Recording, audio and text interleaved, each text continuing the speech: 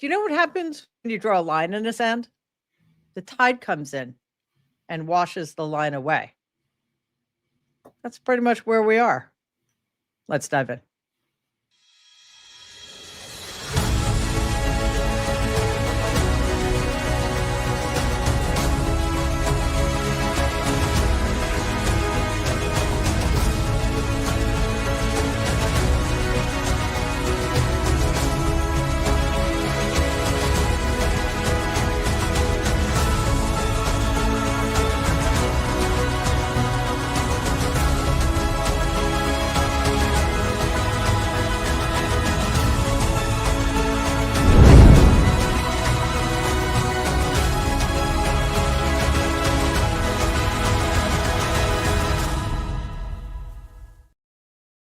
Hello, everybody. Welcome to the Nerd Avengers. It is so good to be back. I've missed all of you.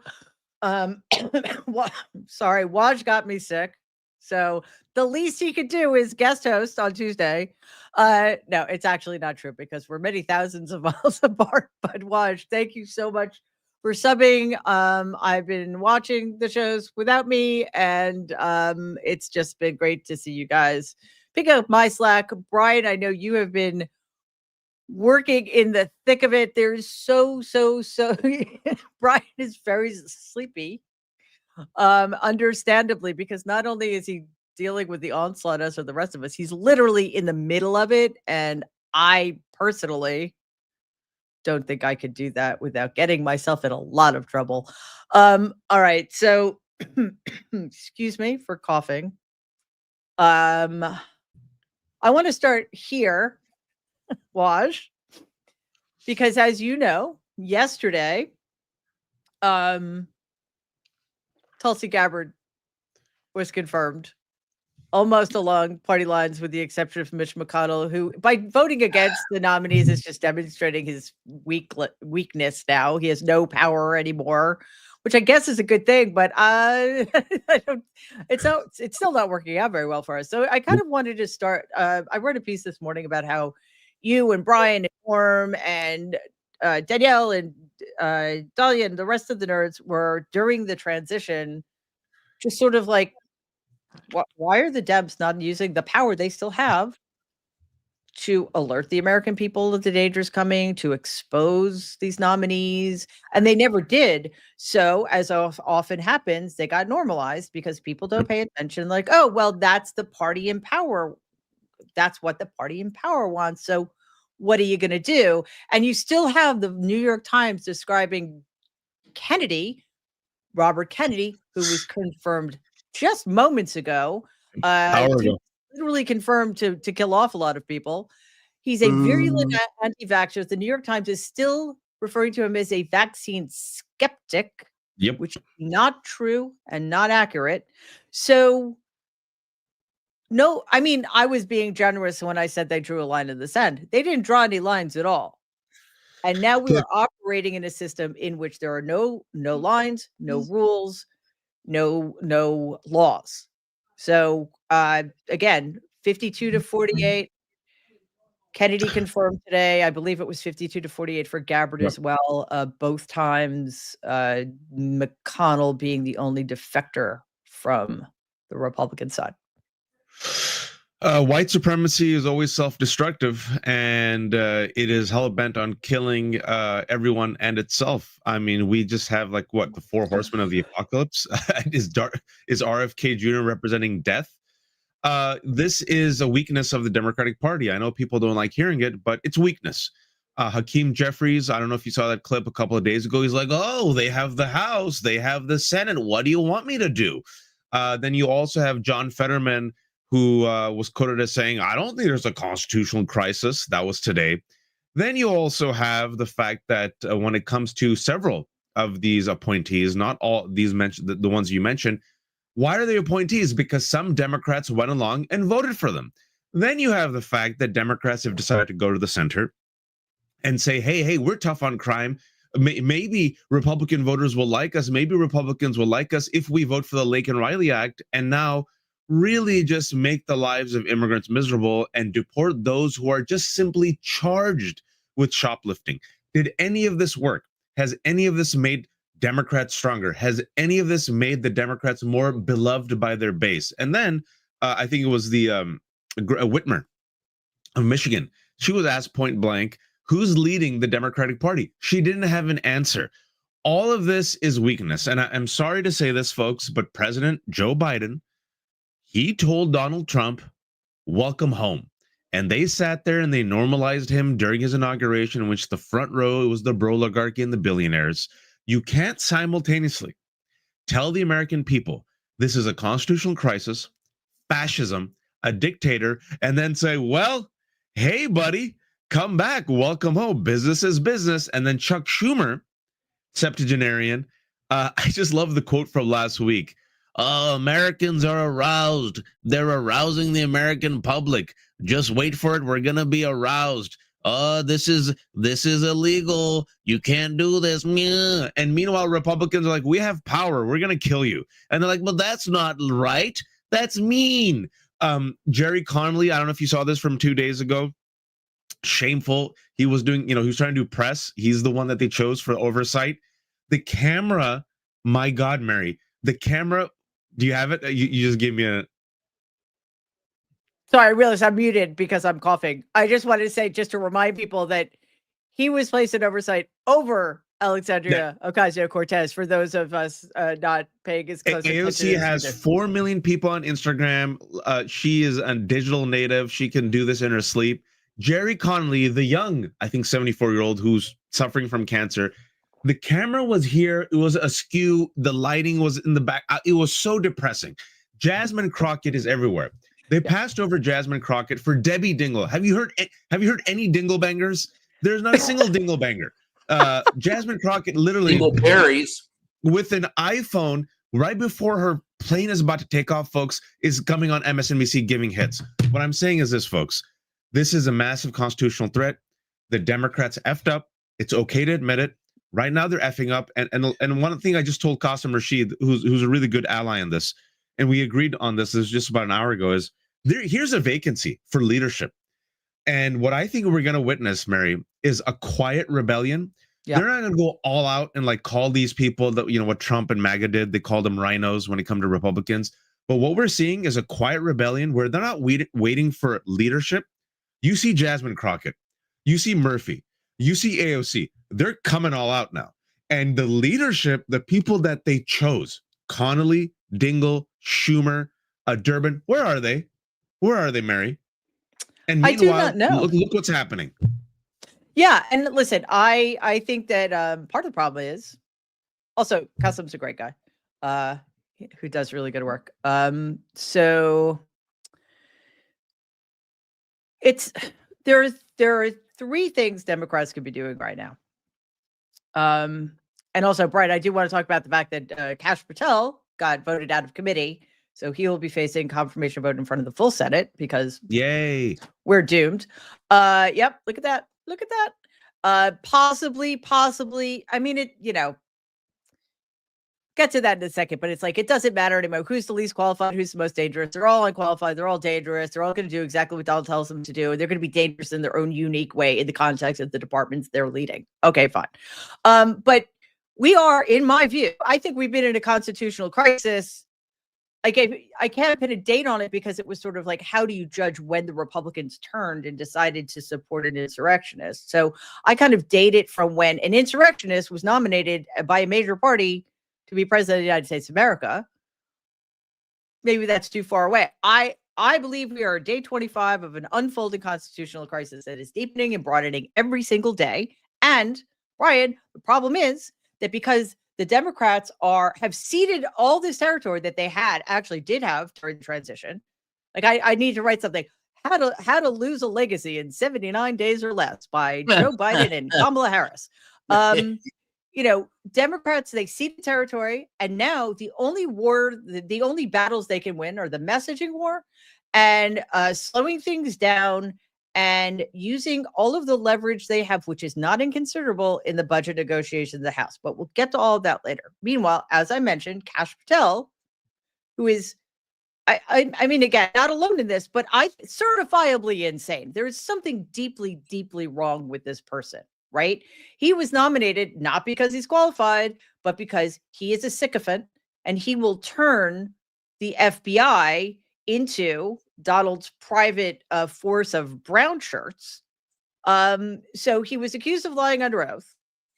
And you know, his he was supposed to be voted. Committee was supposed to vote on him a while ago, but it was delayed because of new allegations coming out. Dick Durbin, the generally useless minority leader of the Judiciary Committee, alleged that Donald's that nominee Kash Patel may have committed perjury by denying involvement in a purge of top FBI officials in late January. I don't call me a purist, but I don't typically think that it's a good idea to have perjurers heading up any kind of law enforcement agency. There was a whistleblower complaint, and Patel told Cory Booker from New Jersey, that he wasn't aware of efforts to fire or punish FBI officials linked to Donald's investigation. But it turns out this may not be true at all. Of course, the Republicans are like, who cares? We'll put in anybody. And now that we're over 3 weeks in, guess what? They know they can, because nobody's paying attention. Well, I think the Democrats are paying attention, but I don't think they're very effective in what they do. And I would say laugh or cry, we'll be here all week, try the veal, but that's not going to be tested under RFK, and don't try the raw milk. You're screwed. At the end of the day, they can't win this messaging more because they're ineffective at communicating, and that's always been the Democratic problem. I would go a little farther back. The constitutional crisis to me began during Newt Gingrich, when it became an all or nothing. Democracy and government in this country became binary. It's all or nothing. It was not the art of half of a loaf anymore. It was either my way or the highway. You're the enemy. You could go back to Reagan, I guess, for that. But I think it really solidified during Gingrich, and it's been taken advantage of by Donald Trump. And the people that are with him are much better now at pulling the levers of government. Look, right now, Donald Trump is not only in charge of all the politics in this country, he put himself at the head of, he now dictates art. From the Kennedy Center, the Mark Twain Award. There are people bailing out. He's trying to dictate how we play sports. He goes to the Super Bowl and says he wants the rules changed. He does not know where his grasp ends. He has an insatiable appetite for power. It won't end with whatever you give him. Those people who say that Donald Trump, this is all a distraction, I don't think understand Donald Trump. Donald Trump is about grabbing whatever he can. If he doesn't grab everything he can, he will grab what he can. So when he says he wants to be in charge of the arts, entertainment, which he's also said, sports, all of it, it is him trying to reach that. He's trying to grasp it all. And if you do not fight back, if you do not go after him on even the smallest, he will take whatever he can get. And at the end of the day, the Democrats still don't get that. The press, we don't get that. And I'm sorry, but we're all going to get it. Now, at the end of the day, you may say, oh, well, what the hell? The asteroid will clean up everything in about 4 years and we won't have to worry about anything. The richest already have bunkers, so they'll be there and we'll be screwed. Either way, you're living in a post-apocalyptic nightmare right now. There is the constitutional crisis, I believe, is come and gone. He has last year with the Supreme Court deciding that Donald Trump has, or any president has, unlimited immunity for any official act that they deem to be official. That was the end of democracy. That brought in the Star Chamber. Donald Trump is now there. He's riding herd over all of it. And there are too many people that are bowing their knee. You watched what happened in the Oval Office. If you watched what happened in the Oval yesterday, if you watched what happened in the press briefing, we have reporters now in the press briefing. The first thing they do is compliment a 27-year-old cheerleader on Donald Trump, right? She has no qualifications to be there and says that they get to determine it's a privilege to cover the president. Wrong. The president is privileged to be there by Brian, the casting of 77 million votes. That's it. Yes, but I want to change the framing here, because I agree with you. However, what are they really good at? Moving the Overton window, right? What does qualified mean? Right? Qualified mean, now, I get you. Right. Qualified for these people, for this regime, which is what I'm calling it, means arrogant, and that's what I call it, ignorant, and contemptuous. And that woman has that in spade, as does as do all of these other people. Just like I think now we can redefine what it means to be presidential. Now, what it means to be presidential is to be like Donald Trump, which is a tragedy. Well, but, to your point, I'd like to keep the old. I'd like to keep the old ways where presidential meant something, and the idea of being in that office meant something. But it's you're theoretical right, Mary. now, though. That is entirely theoretical. It's all in theory. In reality, the press still can't even meet the very basic needs of being there to push back. You see people in the press briefing room. There's only one person yesterday, and this is, to me, the biggest problem in the press. One person pushed back. The AP was denied access to the Oval Office because they won't call it the Gulf of America. Not one reporter, only one reporter spoke up. It was Caitlin Collins from CNN. She says, does that mean if we don't do what you want, you're going to kick us out? And that's when the press secretary, cheerleader pep star, came in and said that it's a privilege for you to be there. We don't have to let you in.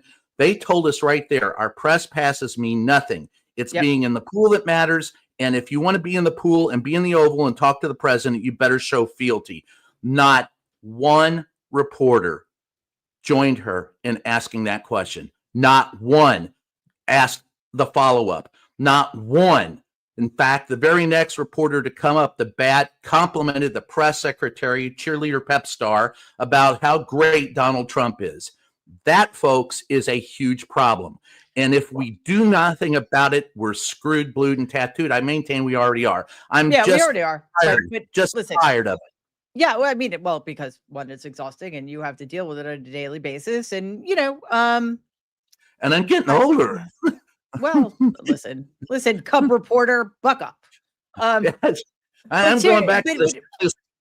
Do that. I mean, yes, it's seriously problematic. And again, Waj, like, even if the Democrats did have good messaging, which they don't, where are they going to go? Right. But I want to play this clip because I want to finish up a conversation about Patel and then move on to Linda McMahon, who is nominated to be the secretary of a department they're trying to get rid of. So I'm not entirely sure how that works. But here's the aforementioned Dick Durbin talking about his concerns about Kash Patel. All right, the top Democrat on the Senate Judiciary Committee is accusing President Trump's pick for FBI director of lying under oath at his confirmation hearing last month. Illinois Senator Dick Durbin said he has highly credible information that Kash Patel is behind the firings at the FBI. Patel testified that he had no knowledge of this. In a letter to the Justice Department, Durbin wrote, quote, "It is unacceptable for a nominee with no current role in government to personally direct unjustified and potentially illegal adverse employment actions against senior career FBI leadership," end quote. A committee vote to advance Patel's nomination is set for tomorrow. What might this mean? Okay, well, he advanced because, again, Waj, it sort of depends on what you mean by qualifications. Patel seems to fit the bill probably better than anybody. Kash Patel, I'm glad we're mentioning Kash Patel because the strategy of Steve Bannon, which has been in place for 10 years, but also very deliberately, intentionally put in place by Stephen Miller and this current administration regime during their coup, I think words matter. We should use words like coup and regime, is to flood the zone. And with the RFK confirmation and Tulsi Gabbard, we might forget about Kash Patel. Kash Patel is a committed conspiracy theorist, a committed Luca Brasi goon of the mob boss Donald, a man who openly said on Steve Bannon's War Room podcast that he will use the perch of the FBI to go after his enemies. The enemies include, going back to Brian's point, the media, number one, and political opponents. He has an enemies list. The enemies list includes Republicans. He is a January 6th truther, right? He was part and parcel of the January 6th insurrection. He's the one who got the choir, the January 6th choir. He is a person who also now, it was revealed this week, has, wait for it, money and financial ties to, want to guess what country? The Bahamas. The Bahamas, correct. Russia. You notice a lot of Russian money. No, Also, Yeah, and also as of this week's folks, I know there's a lot of news. Donald Trump, who wants to make America great again, and law and order, and safe, and drain the swamp. Pam Bondi, his attorney general, is going after the Foreign Agent Registration Act and going after the laws that prevent bribery of officials. So, I'm not making this up, folks. So Senator Menendez, right, who got convicted for literally having golden bars from Egypt, yeah, he'd be free. Pam Bondi got paid $100,000 a month from Qatar as like, I don't know, some advisor. Cash got paid from Russia. He has no law enforcement experience, and now he's going to be running the most important law enforcement agency. This is what happens in coups. And I'm reading two books right now. It's one of them is called Hitler's First 100 Days, and another book on Hitler, where it's sobering. I recommend people pick it up. It's only 300 pages. It took Hitler 100 days, and the author talks about how, as even Brian was talking about, and you led the show off, every single aspect of German society was complicit. They bent the knee, and they thought, oh, we'll contain Hitler. Oh, the institutions will hold up. It took him 100 days, 100 days for his coup. And with Kash Patel there and Pam Bondi, honestly, who's going to stop him, Mary? And the worst part is he told you this, which makes it even that much more painful that Democrats didn't do hearings. And then also that the media is bending the knee, and also about qualifications. While this is happening, folks, they're using the word DEI as the new N-word. Let's just be honest, right? So you have Hegseth, Patel, RFK, the least qualified men on earth, being elevated while attacking women, Black people, and people of color.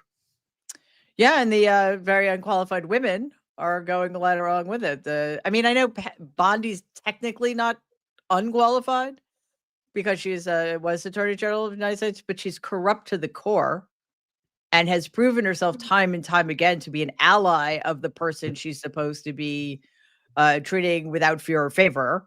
I think it's worth so, and also Noam, who's like a only qualification to be the Secretary of Homeland Security is that she likes to kill puppies.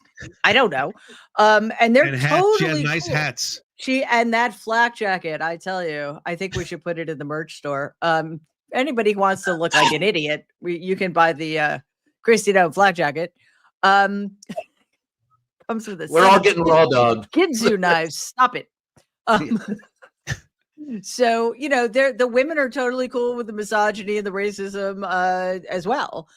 Speaking of women, as mentioned, Linda McMahon has been nominated to be the Secretary of Education. The Department of Education is something that will, if they have their way, won't exist very long. But let's play this clip. What would you say to parents in my state who are concerned about the president's attempt to cut all federal funding to New Hampshire and to eliminate the Department of Education? Are you telling parents that their children should lose access to special education services, for example, or lose access to trained teachers or school nurses? Well, thank you, Senator, very much. Let me just object to one point, and that is that the residents in the state of New Hampshire should not be concerned that federal funding is going to be removed from their schools. How they get that federal funding may change. My time is limited. What department do you suggest would then administer that funding? Which funding? The special education funding. Special education, I think it could very well go back to HHS, where it started. All right. So I just want to be clear. You're going to put special education in the hands of Robert F. Kennedy Jr. That's going to end well. Hey, I think they're going to if she's the head of the Department of Education, they'll just replace PE with WWE, and they'll sponsor it, and that'll be your education. Lunch will be cabbage and toothpaste. Yeah, that's it. That's all it is. We lost Raj.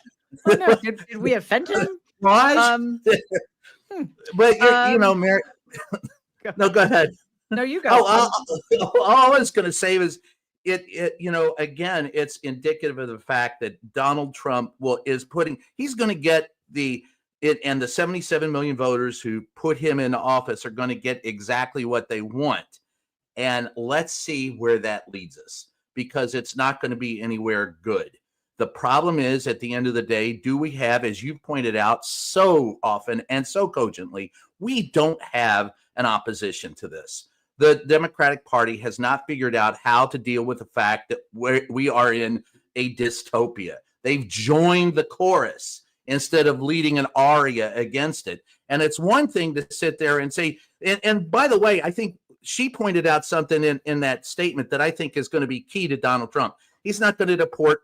First of all, he's lied about the number of illegal immigrants. So he's going to claim victory. He creates the fire. He claims the victory after putting out a fire that didn't exist. So he's going to claim he's going to deport 10 million or 15 million immigrants. He's going to say 100 days in, by the way, there's fewer immigrants now because of what I did. There's 10 million fewer less. Well, he lied about the number to begin with. So the fact is, he doesn't have to deport 10 million. He won't deport 1 million. He won't deport 500,000. He's going to make examples of enough people to claim victory. In education, he's not going to totally get rid of education because there are government contracts wrapped up in that, including some for Elon Musk and others. What he's going to do is remove all kinds of regulations so that they can loot and pillage our treasury, and they'll still have money going there. They'll just call it something different. DEI. He came out and said, look, DEI should be about the best people getting the job, meritocracy. By God, that's what DEI was and is.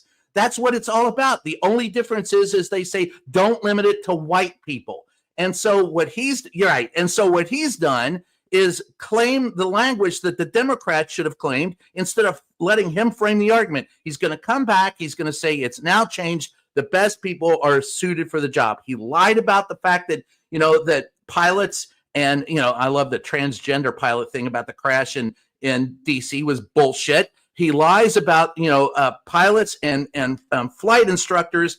And of course, air traffic controllers. You have to have you have to be qualified to get the jobs. So that's all there is to it. He created a fire there. He's going to claim he put it out, and he's not going to do anything. At the end of the day, folks, the big thing you've got to watch, the thing that matters is when Elon Musk was in the Oval Office yesterday with his nose-picking son who smeared his snot on the Resolute desk. He did that. So after all of that, what happened 2 hours later? Elon Musk got a $400 million contract for armored vehicles for the U.S. State Department. This is what you've got to watch. At the end of the day, it's all about them making money and us getting screwed. Right. And, to your point about the Department of Education, yeah, they're not going to disband it entirely. They're going to do what they're doing with a lot of other agencies. They're going to shrink them. Despite McMahon's not having been confirmed, she will be. The department is already moving to fire civil servants. So we're talking about staff having to do with civil rights, student aid, legal employees are among those having been abruptly terminated. They're also targeting probationary workers. And for those of you who don't know, probationary workers are those who joined their respective agencies within a 2-year period. The probationary period lasts for 2 years. People within that period are extraordinarily vulnerable right now. They literally have no leverage. So people who are still in their probation period are getting fired without cause because it makes them easier to dismiss. And this is a part of the effort to shrink government, but to make it easier to fire people, to push the so-called fork in the eye, which is being erroneously described as buyouts and deferred resignations by the corporate media, which just cannot seem to get a grip on what's actually happening. Right? It's so infuriating because they're normalizing all of this when the truth of the matter is shrinking government, like that sounds like a decades-long Republican project. That is not what's happening. They're dismantling government in service, as Brian said, to enriching themselves. So there's money, a lot of money in the Department of Education. Where is it going to go? Yes, it's going to go to WWE. Christian schools. No. It's going to go to voucher programs. It's going to go to charter schools. And of course, it's going to go to people who have the really big government contracts like Elon Musk. And we're going to end up, which is exactly what Republicans want, an uneducated, semi-illiterate, and ignorant electorate. George because Carlin. it just makes it, yeah, because it just makes it so much easier. And you know, a big part of this, well, as you mentioned this in the chat, is just Brian mentioned as well, just the almost unthinkable levels of corruption with which these people are operating. And I think it's worth repeating that this is all of a piece. You know, there's so much going on. Where do you focus? And the corruption happens. Sometimes it happens under the radar, but sometimes it happens so blatantly that it's hard to recognize it as corruption because otherwise, like, why be so open about it? I want to use what's happening in New York as a case in point. Oh, Eric gosh. Adams is one of the worst. You know what, New York? New York is my home.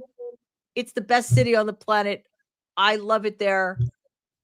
What the fuck is wrong with us? We can't pick mayors. It's absolutely appalling. Eric Adams, and this is saying a lot. Remember, Giuliani was our mayor. He is one of the worst. He is so blatantly criminal and corrupt. It is like there is no doubting anything about that, right? So he gets indicted because he's so corrupt. He gets indicted on all these charges. And then, like anybody else, this is going to happen with Bob Menendez, as Awad suggested earlier. What do? They're going to kiss Donald's ring to get their pardons or to get their get out of jail free card. And then they are going to basically cede their territory to Donald. And in this case, that's my home, New York City. And we hate Donald. So let's look at this clip at because, you know, Donald thinks Eric Adams has been treated so unfairly. Oh, so unfairly. Yeah. He's going to get indicted because he's done all the shit I've done and I got away with it. So why shouldn't he too? That was back in December. And it's actually gotten worse, Waj, because it looks like New York City Justice is not, they're not dropping the charges.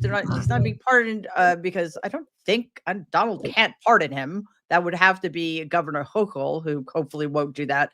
But the indictment is being paused until after the mayoral election. So what do you think? How do you think Eric Adams is going to behave up until then to make sure that Donald doesn't say, hey guys, maybe you should go ahead and convict him because he is not playing to my drummer. This guy is not just corrupt, Eric Adams, but now he is beholden to the man who holds the keys to his freedom. There you go. And New York City, the greatest city in the world, a sanctuary city, which understands how important immigrants are, understands the importance of diversity, et cetera, et cetera, et cetera, is now being held hostage by these thugs. New York, I love you. It's my home away from home. You could have had a black woman, Maya Wiley. America, you could have had Kamala Harris, but you chose poorly. And Eric Adams literally flew to Mar-a-Lago, bent the knee, did a quid pro quo, and right after he did that, he came back, and the quid pro quo was, you're going to open up New York City to ICE, and you're going to be my reek, and you're going to sit there and bow down in one of the most, the best city on earth, with millions of Americans, like you said, a hub of diversity, the Statue of Liberty, and you're going to sit there and take it because we're going to upgrade you. You're one of my felons now. You're one of my Luca Brasis. But guess what? You better behave because this Justice Department indictment, if you don't behave, I might just tell the Justice Department to come in and, bring it back. And speaking about upgraded flights, it's so hilarious because speaking about corruption and foreign countries, the allegations, you can't make this up. Eric Adams got Turkish delights from Turkish Airlines. So you got Eric Adams with Turkey, you got Pam Bondi, Qatar, you got Kash Patel and Donald with Russia, you got Kushner with the Middle East. I mean, it's look, like I've used this example before on your show. The Oval Office is an ATM. It's right. It's open for business. And he's willing to sell off U.S. security. You want some security? Here you go. Who's the highest bidder? You want some confidential information? Let's go. This is why, folks, it is so critical that Jack Smith was doing his investigation on Donald taking all of that confidential information, lying about it, and storing it at Mar-a-Lago. We still don't know, Mary, who he gave that information to. Did he sell it? Was it quid pro quo? Did he barter it? I mean, we have literally sold out our country. And you know, it's one of those situations where New York now, this is the beautiful thing about New York. You know, it rallies. There's enough resistance in New York that there's going to be people standing up to it, but the chaos, folks, the damage is done. The mayor is Trump's reek. He's going to crush any dissent. Already in Eric Adams' office, they've already started censoring criticism of Donald Trump. I don't know if you saw that. He's told people, hey, you have to publicly tamper it down. So we're going to see the mayor versus literally the people of New York in service of Donald Trump. Well, I mean, basically, anybody who subscribes to Adams' tactics here should be ashamed of themselves. Hopefully, there aren't many, and there are so many more of us than there are of them that I wish them. I don't wish them luck. We will crush any attempts, but you're right, Raj, it will come at a great cost, because what I'm most worried about now, I mean, besides the fact that, you know, the overarching stuff to worry about, which is, of course, that, you know, Donald now has a puppet as mayor of New York City, and he is meddling in, weaponizing the DOJ in heretofore unmanageable ways. He's meddling in state cases. And but the most immediately concerning thing is Adams' pledge to help with mass deportations. I mean, yeah, Eric, this will not end well for you, but he is making common cause with one of the worst people I've ever seen. Borders are Tom Homan, who's just the quintessential thug. And yeah, I mean, they are just going to. He's going to open the door to the brown shirts. He already has. Exchange for dropping charges against him because listen, anybody who would commit the kind of crimes these people commit are obviously horrible human beings, and they only care about themselves. To complicate things further, Brian, there's an AI firm that's in bed with the Adams administration. Law enforcement agencies are investigating the AI firm's work with Adams, and apparently, according to New York's DOI, they're probing a company called Remark Holdings, which is a China-linked AI firm, over its role in a migrant shelter deal, which was pushed by a former Adams aide. And this guy, Timothy Pearson, managed the migrant shelter contracts. He pushed Remark's AI while in personal relationship with the company. And I mean, it just never ends with these people. And yeah, okay, so more legal trouble for Adams, but is there really more legal trouble for him? No. Let me unpack a couple of things that were. First of all, did you guys ever see the Bugs Bunny cartoon where he goes, I should have made a left at, I knew I should have made that left at Albuquerque, and him and Daffy Duck are headed to Pismo Beach, and they end up in a cave with all the riches of the world. And I take issue with the Donald Trump, White House being the ATM. It's that cave. And Donald Trump is, Daffy Duck. He's a coward, but he's a greedy little coward. That's how I look. I'm sorry, it's the cartoons I was raised on, and that I love those cartoons. We all were. And that wonderful clip that you played, Mary. We could have stopped it right at Donald Trump saying, "Now I don't have the facts. I don't have the facts," and that he has no facts for anything. That's his tell. That's the motto. Yeah. I have no facts and I don't care about them. And of course, I got to share. I did put it in the notes, but I do have to share the Kash Patel quote I got from a staffer in McConnell's office who said he has Rasputin eyes. So that tells you what. Is that like Betty Davis eyes? Yeah, and he sang it to Betty. He's got Rasputin eyes. Yeah, it's worse than Betty Davis eyes. It is. But to your point about Adams, no, and I want you to take a look. Here's another sleight of hand and twist of fate that we got to watch. He has AI in his corner, and who's trying to corner the market in AI right now? But Elon Musk. He's That's been right. and there's a reason for that, because it's more easy to create and disseminate disinformation with AI. And that is, and not only, deep fakes in audio, video, and print. That's the problem.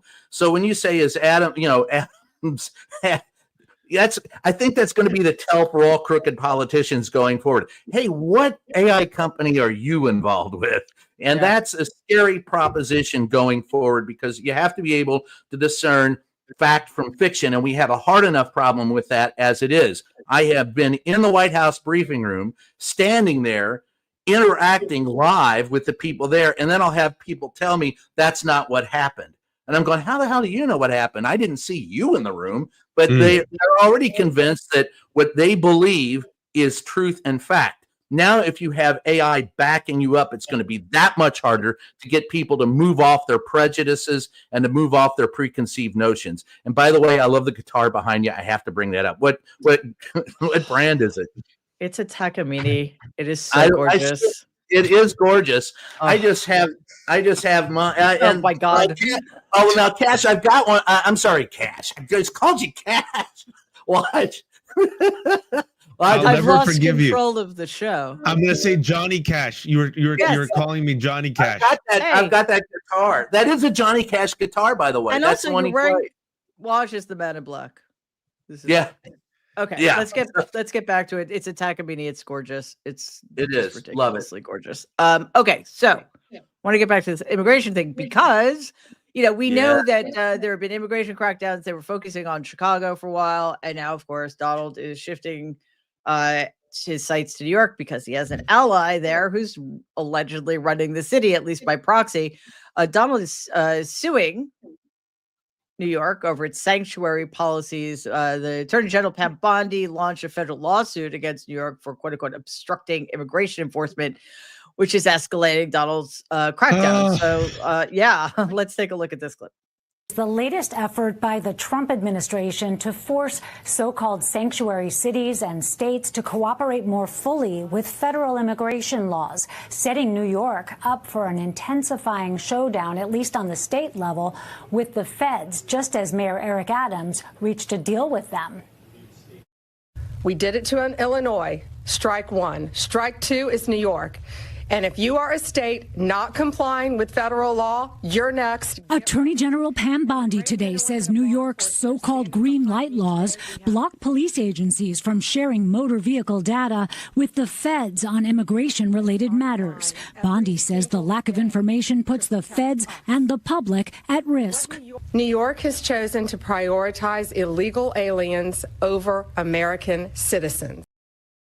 Yeah, well, these people are just such scum. I mean, first of all, there's no such thing as an illegal person. You cannot be illegal. Okay. Secondly, the spectacle of it all is just grotesque. Standing there with the grieving mother and all of these people in their raid jackets, using the tragedy to justify mass deportation, as if we aren't talking about a tiny, tiny, tiny percentage of undocumented workers and immigrants to this country. The attack is on the so-called green light law, which is a 2019 law allowing undocumented immigrants to get driver's licenses, which also then blocks ICE from obtaining DMV records, which sounds like a really good idea to me. So, this is a slippery slope, and we are more than halfway down it, Wash. And I want to just repeat these three facts when it comes to undocumented immigrants. They're different from Donald in three ways. Number one, they pay taxes. $100 billion, Don pays nothing. Number two, they help the economy. It has been proven time and time again. They're not bankrupters of casinos and who blow up the deficit. And number three, they commit fewer crimes than those born in America, like Donald, who is a rapist. Not my words, the words of the jury and the judge. And so they bring out a victim of rape, but at the same time, they expect us to believe they care about women, even though they're in service of a man who brags about grabbing them by the pee and was held liable for raping E. Jean Carroll. And Pete Hegseth, the Secretary of Defense, has paid $50,000 to a woman that he made sign an NDA so she can't talk about her alleged sexual abuse. But at the same time, they really care, folks. All of it is so naked, so shameless, so hypocritical, so disgusting. And it's like the emperor wears no clothes. We're living in this fairy tale, emperor wears no clothes. And for those who don't remember that fairy tale and that lesson of the story, is everyone was what?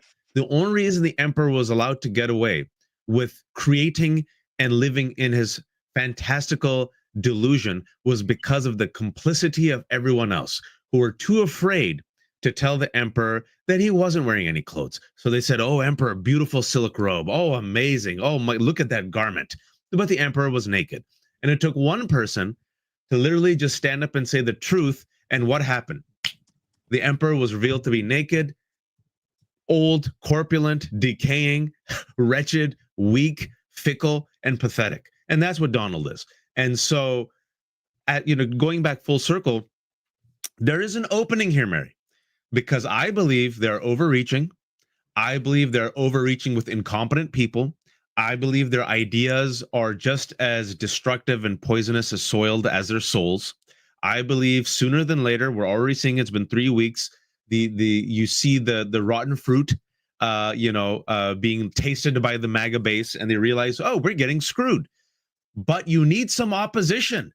You need some people, Mary, to stand up for the undocumented. For once, will Democrats take on the assignment? Because what I have seen for decades is when it comes to being tough on crime, when it comes to not, securing the border, what do Democrats do? They always bend the knee, let the Overton window shift to the right, and then they grovel and chase after Republicans. We're just as tough. We'll sign the Lake and Rayleigh Act. We'll do the crimes bill. We'll do mandatory minimum. Has it helped, Mary? Has it helped? It's made everything worse, Waj, because that's what happens when you allow the opposition to set the narrative and then follow that narrative to your detriment and the detriment to the people you allegedly want to help, say you want to help, because all you can do then, if you take the Republican talking points as your own, you box yourself in and make it absolutely impossible to do what needs to be done and say, listen, yes, a lot of immigrants come into this country. Let's figure out a way to do it humanely and make it work for everybody, because we are a country of immigrants, and this country depends upon immigrants and undocumented workers. Like, is it that difficult? Is it that difficult? Apparently it is for Democrats. So I want to move on to what's happening in Guantanamo Bay, a place I had hoped that we would never have to hear about again. But of course, Donald is shipping undocumented workers there, apparently arbitrarily. We were told that it would be the worst of the worst, and this is not the case.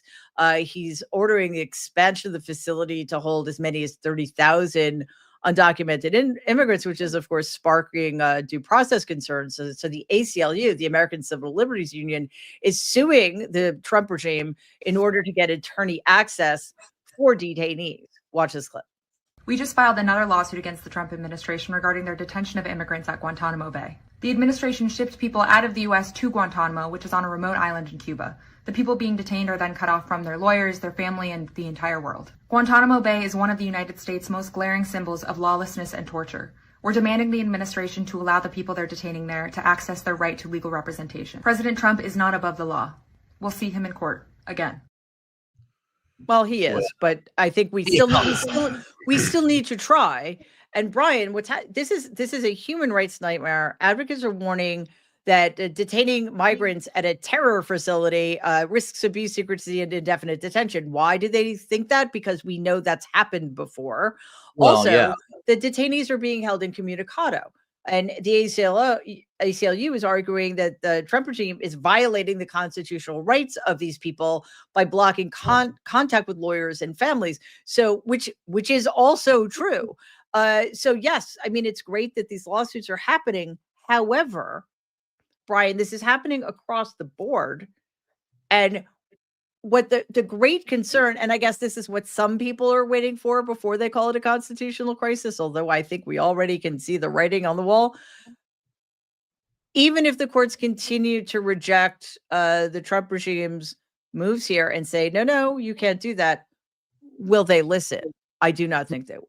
No, I think they'll defy court orders. He's already said he believes Anna Haba, she got on TV and said, and this was while he had his pet in the White House with him, his co-president. He said, listen, who's pet? Let's yeah, well, the pet is Donald. So while he's got Musk, his co-pet, in the White House with him, Hobb is on TV telling people the separation of powers in the United States means the ultimate authority resides in the executive branch, and the crisis. And then later, the prep secretary came out and said that the fact of the matter is the constitutional crisis is with the judges who will not bow to his whim. So, yeah, he's going to defy court orders. There's no doubt about it. And to keep things in perspective about what he's doing, I interviewed a Border Patrol agent last week. He said in the last few weeks, we've brought in 1,000 immigrants, illegal immigrants. He said out of those 1,000, he said we had less than, I think it was 6 or 7, or maybe 10, I forget the exact number, that were convicted felons. He said, think about it. The president of the United States has been convicted of 34 felonies. So keep it in perspective. And indicted for many, many more. And to Waj's point, he doesn't pay taxes.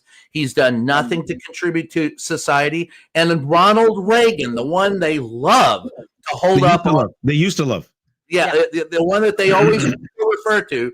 He believed in open borders because he knew the economy. That actor knew economy better than the businessman knew economy. That when you bring people in, it expands the markets and creates jobs.